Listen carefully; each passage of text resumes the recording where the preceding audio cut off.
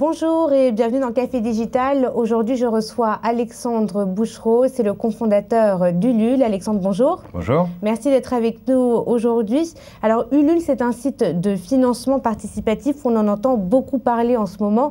Il y a toutes sortes de financements participatifs et vous allez nous expliquer justement comment ça marche chez Ulule. Alors, Ulule, l'ambition initiale est assez simple, elle est de faciliter le financement de projets créatifs, solidaires ou innovants. Et de le faire en laissant un grand pouvoir côté porteur de projet, donc sans organiser de système de retour financier. Donc sur Ulule, un porteur de projet peut très simplement présenter sur une page son projet et son besoin de financement et se connecter avec ces réseaux, ces différents réseaux, pour susciter des financements en ayant un objectif à atteindre, donc qui peut être de 5 000 €, 10 000 €, 15 000 € jusqu'à 100 000 €. Est-ce qu'il y a un minimum ou un maximum?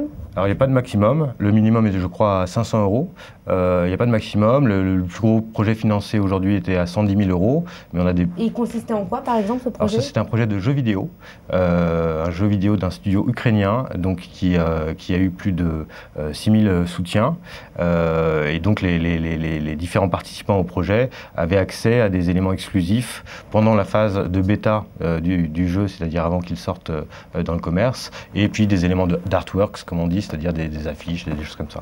Donc l'internaute qui soutient un projet sur Ulule, en fonction de la somme qu'il va verser, va avoir un accès privilégié déjà pour tout le monde à l'histoire du projet, en recevant sur l'équivalent d'un blog du projet, d'un fil de news du projet, différentes informations sur la genèse du projet. C'est-à-dire qu'il n'y a pas de contrepartie financière. Je ne reçois pas, enfin le donateur ne reçoit pas par exemple un pourcentage sur la participation ou quelque chose comme ça. Non. C'est soit une forme de souscription, donc je préachète le jeu que j'ai envie de voir sortir, mais aussi, encore une fois, une façon de partager une histoire en ayant plein d'éléments de making-of, en quelque sorte, sur la genèse du projet. Alors, depuis 2 ans, vous avez récolté près de 6 millions d'euros. Qui sont vos donateurs? Quelles sont les personnes qui soutiennent les projets dont vous parlez? Alors, c'est un public qu'on connaît assez mal pour une raison simple, c'est qu'on demande très peu d'informations pour que ce soit très simple d'accès. On fait un gros travail sur la simplicité du service, sur sa sécurisation évidemment. Donc on le connaît relativement mal parce qu'on ne demande pas l'âge ou le sexe des internautes. Cela étant, on fait des sondages et on rencontre aussi beaucoup de personnes. Donc on se rend compte qu'on a un public qui évidemment, ça n'étonnera personne, est assez jeune et connecté, donc plutôt 20-35 ans, et en même temps très intergénérationnel. Sur beaucoup de films, par exemple, puisque la catégorie film est la première catégorie sur Ulule avec plus de 700 films financés avec succès, très souvent, on voit que sur un projet donné, on a aussi des gens des générations,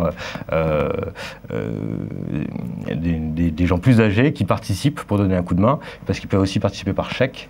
Et du coup, voilà, on a un public qui est assez varié, aussi parce qu'on a des projets variés. Et les porteurs de projets, justement, qui sont-ils? Est-ce que ce sont des gens issus du milieu artistique ou du milieu numérique de l'Internet?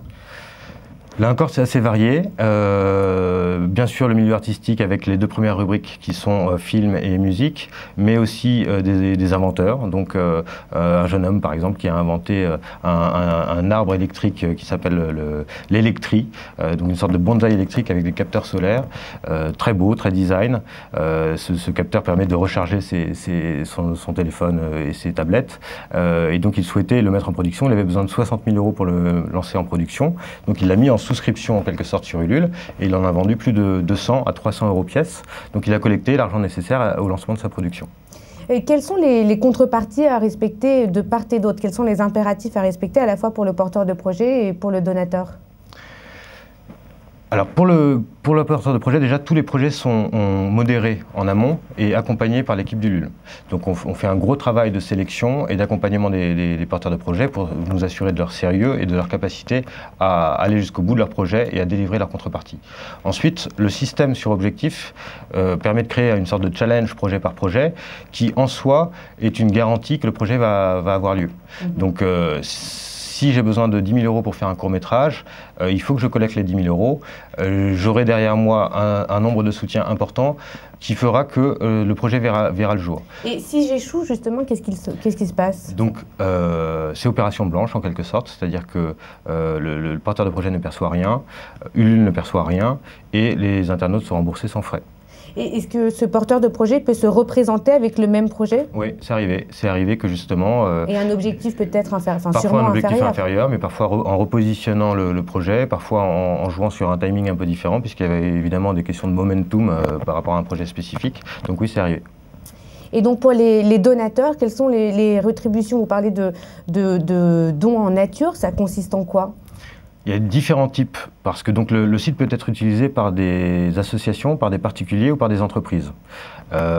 Pour les associations, par exemple, on a fait des opérations avec le WWF. La contrepartie peut être symbolique, mais donner lieu à l'émission d'un reçu fiscal. Donc là, c'est du don, purement du don. Quand il s'agit d'un film, d'un disque ou d'un produit électronique comme celui dont je parlais, c'est une vente, c'est une pré-vente. Et du coup, l'internaute recevra l'objet qu'il a précommandé quelques mois après. Voilà. Et comment vous vous rémunérez dans tout ça? Donc Ulule perçoit une commission de 8% TTC et toutes frais transactionnels compris sur les sommes versées aux porteurs de projets, donc sur les projets financés avec succès, sachant qu'on a un très bon taux de succès puisqu'on est à plus de 62% et 66% récemment de réussite sur les projets proposés sur la plateforme. Alors vous venez de vous emparer récemment de People for Cinema, une plateforme qui fonctionne un petit peu comme la vôtre, mais qui est donc spécialisée dans le milieu du cinéma. D'abord, quel est l'objectif de cette acquisition? Et puis dans quelle modalité s'est-elle faite? Alors, l'objectif, on a, comme je vous le disais, beaucoup de films qui ont été financés, mais surtout du court-métrage, du documentaire et des formats courts, des web-séries et autres. On n'était jamais allé sur le terrain des longs-métrages. On se rend compte que sur certains sujets, sur certaines thématiques, il y a des mécanismes de financement complexes. Nous, notre métier, c'est le web. Le financement du cinéma, en soi, est un vrai sujet. Donc, pour différentes raisons, on n'avait pas eu encore de projet de long-métrage. Avec People for Cinema, on va adapter la mécanique Ulule à des grands films. Donc, les deux premiers films qui sont sortis sur cette plateforme, c'est le prochain film d'André Téchiné, avec... Financé par People for Cinema. Alors, non pas financé, puisque c'est justement toute la mécanique intéressante, selon moi, par rapport aussi aux producteurs, puisqu'il faut voir l'intérêt pour le producteur, sur des films qui ont des budgets globalement assez important, entre 5 et 8 millions pour un budget moyen de film.